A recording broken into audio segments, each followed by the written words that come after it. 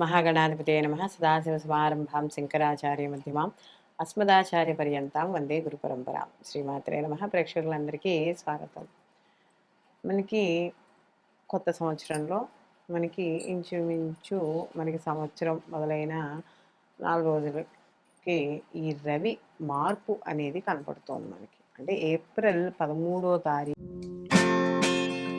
Hi, my name is Gautam, and I actually stay in Malkajgiri itself. Right? I had this back pain.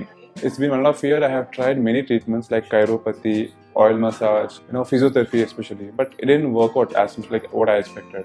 I strongly suggest homeopathy. You people can carry on with the homeopathy. Area Malkajgiri, and doctor name is like Nagesha Rao, and the clinic name is Neocare Homeopathy. Ravi గ్రహము ఇక్కడ మేషరాశిలోకి సంచారం, అంటే ఆయన ఉచ్చ స్థితిలోకి సంచారం చేయడం అనేది జరుగుతుంది. అయితే రవి ఎప్పుడైతే తన ఉచ్చక్షేత్రంలోకి వెళతాడో ప్రతి గ్రహము కూడా అక్కడ మనకి మార్పు చెందినప్పుడు కొన్ని శుభ ఫలితాలు, కొన్ని అశుభ ఫలితాలు ప్రతి రాశికి ఉండడం అనేది జరుగుతుంది. అయితే ఇప్పుడు ద్వాదశ రాశుల వారికి ఈ యొక్క రవి గ్రహ మార్పు వల్ల శుభాశుభ ఫలితాలు ఏ విధంగా ఉంటాయి అనే విషయాన్ని తెలుసుకుందాం. అలాగే ఈ ద్వాదశ రాశుల వారికి కూడా ఎటువంటి ఏవైనా అంటే వాళ్ళకు ఉండే దోషాలను అనుసరించి వాళ్ళు ఎటువంటి రెమెడీస్ని పాటించడం ద్వారా వాళ్ళకి అనుకూలమైన ఫలితాలను పొందుతారు, ఇలాంటివన్నీ కూడా మనం ఇప్పుడు ఈ వీడియోలో తెలుసుకుందాం. మకర రాశి వారికి కానీ చూసుకుంటే ఈ యొక్క రవి అర్ధాష్టమ రవిగా రావడం అనేది జరుగుతుంది. అంటే అర్ధాష్టమ రవి కాస్త ప్రభావం అనేది కొంచెం చిన్న చిన్న కలహాలు, ఇబ్బందులు అనేవి ఇవ్వడం అనేది జరుగుతుంది. అయితే ఇక్కడ వీళ్ళకి కానీ చూసుకున్నప్పుడు అంటే ఈ రవి వీళ్ళకి అష్టమాధిపతి అయ్యాడు. అందులో ఈయన అర్ధాష్టమ రవిగా సంచారం చేయడం అనేది జరుగుతోంది కాబట్టి కాస్త వాహనాల మీద నడిపేటప్పుడు కాస్త జాగ్రత్త వహించాలి. ఎందుకంటే ఒక్కోసారి మార్గం మధ్యలో ప్రయాణాలలో ఆటంకాలు ఏర్పడతాయి. ఎట్లా అంటే ఏదైనా ఒక టైర్ పంచర్ అవ్వడమనో, లేకపోతే ఏదైనా ఒక పెట్రోల్ అయిపోవడమనో, లేకపోతే బండి రిపేర్ రావడమనో, ఏదో రకంగా ప్రయాణాలలో అలసట ఏర్పడడం, ఆటంకాలు కలగడం, ఇలాంటివన్నీ కూడా ఏర్పడతాయి. భార్యాభర్తల మధ్య కాస్త కొంచెం అన్యోన్యత అనేది లోపించడం అనేది జరుగుతుంది.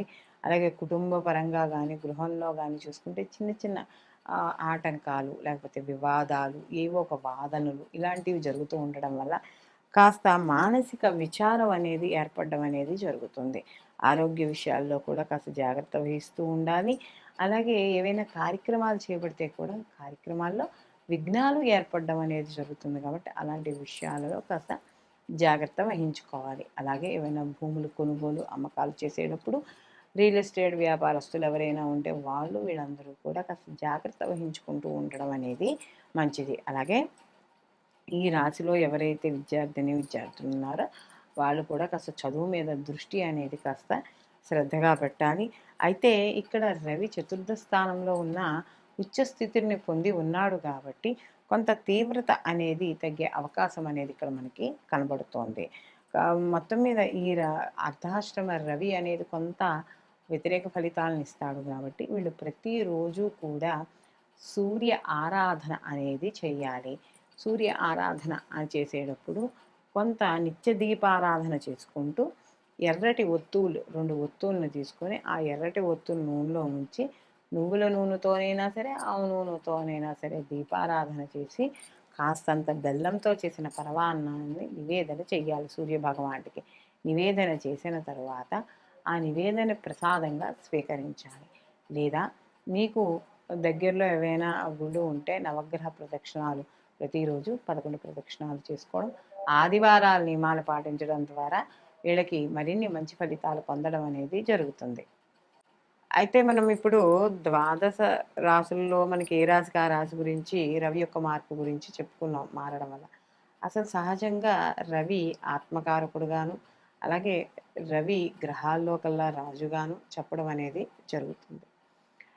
రవి సహజంగా ప్రభుత్వ ఉద్యోగస్తులకి ప్రభుత్వ పరంగాను, న్యాయపరంగాను, అలాగే ఎవరైతే ఈ ప్రభుత్వ రంగాల్లో పనిచేసే ఉన్నత అధికారులు, రాజకీయ పరంగాను ఇలా అన్నింటికీ కూడా ఈ యొక్క మనకి రవి కారకుడు. ఎందుకంటే రవి అనేటప్పటికీ రాజు. రాజు అంటే ఏమిటి? దర్పం.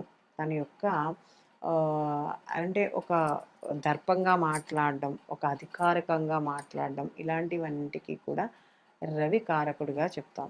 అందులో రవి ఇప్పుడు మనకి ఉచ్చ స్థితిలోకి వెళ్ళాడు. అంటే రవి ఎప్పుడైనా ఉచ్చ స్థితిలో ఉన్నప్పుడు అదే ఉచ్చ స్థితిలో మనకి జన్మజాతకంలో కూడా రవి ఉచ్చలోనే ఉన్నాడు అని అనుకున్నప్పుడు ఎలా ఉంటుంది అంటే ఎక్కువగా ప్రభుత్వ రంగాల్లో వీళ్ళు రాణించడం అనేది జరుగుతుంది. అంటే ప్రభుత్వపరమైన ఉద్యోగాలు ఎక్కువగా చేయడం. అంటే జాతకంలో కూడా రవి ఉచ్చులో ఉండి ఆ లగ్నానికి యోగకారకమై ఉండి లేదా ఆ లగ్నానికి మిత్రుడై ఉండి కాస్త ఉన్న స్థితి బాగున్నప్పుడు ఖచ్చితంగా ఆ యొక్క ప్రభుత్వ రంగానికి సంబంధించిన ఉద్యోగాల్లో కానీ రాజకీయ పదవుల్లో కానీ వాళ్ళు ఉండడం అనేది జరుగుతుంది. అంటే రాజకీయ పరంగా కూడా వాళ్ళకి పేరు ప్రతిష్టలు ఎక్కువగా ఉండడం అనేది జరుగుతుంది.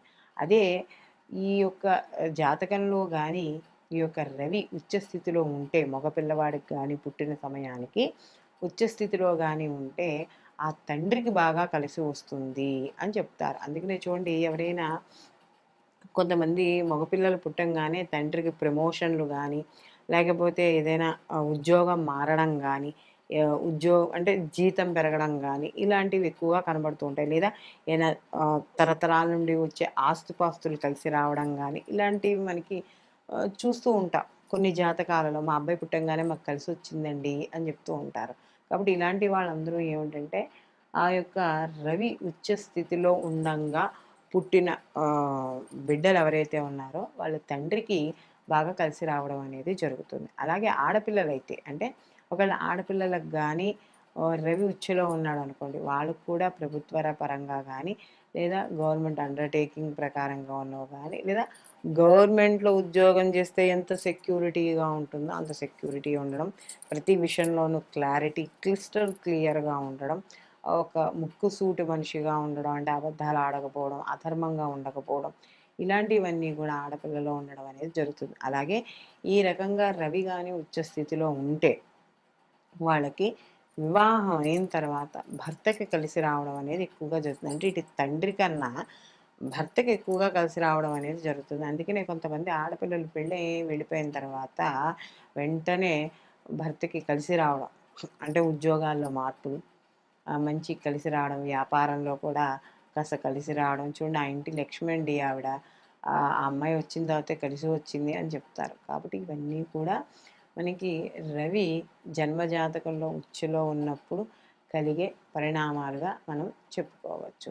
కాబట్టి ఈ విధంగా రవి ఉచ్చ స్థితిలో ఉండడం వల్ల మనకి ఇంతకు ముందర ఏ రాశికి ఆ రాశి అయితే ఏవైతే చెప్పుకున్నామో అటువంటి ఫలితాలు గోచార ఫలితంగాను, ఇప్పుడు మనం చెప్పుకున్నది జన్మజాతక ప్రకారం రవి ఉచ్చులో ఉండడం వల్ల ఈ యొక్క ప్రభుత్వ రంగానికి, రాజకీయ రంగాల వారికి, అధికారులకి, అధ్యాపకులకి వీళ్ళందరికీ కూడా కాస్త అనుకూలంగా ఉండడం అనేది జరుగుతుంది.